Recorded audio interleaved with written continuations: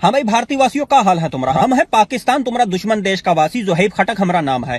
वो कहत हैं कि जब तक रहेगा समोसे में आलू तब तक रहेगा बिहार में लालू। लोग कहत हैं, हम नहीं कहत हैं कि नेता के बर्ताव में बदलाव आया है। लगता है देश में चुनाव आया है। लो आ गया चुनाव, देख लो बर्ताव।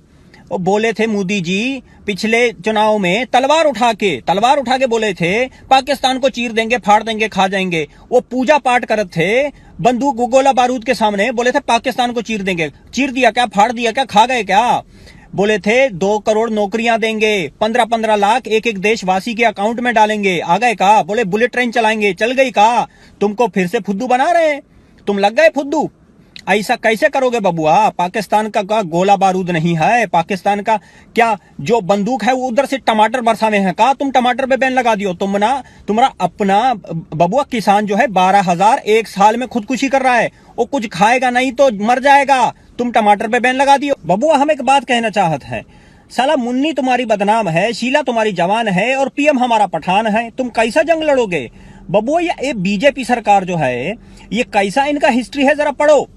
ये साला समझौता एक्सप्रेस, उड़ी, पठानकोट, मुंबई अटैक, ये गुजरात में मुसलमानों का मार के, कश्मीर में मुसलमानों का मार के, नफरत का आग फैला के ये ब्राह्मण साम्राज्य का ये ऐसे ही आए हैं पावर में।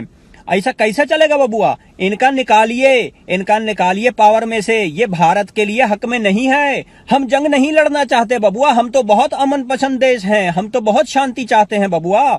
हम नहीं लड़ना चाहते, लेकिन तुम आओगे तो फिर स्वागत तो करना पड़ेगा ना बबुआ।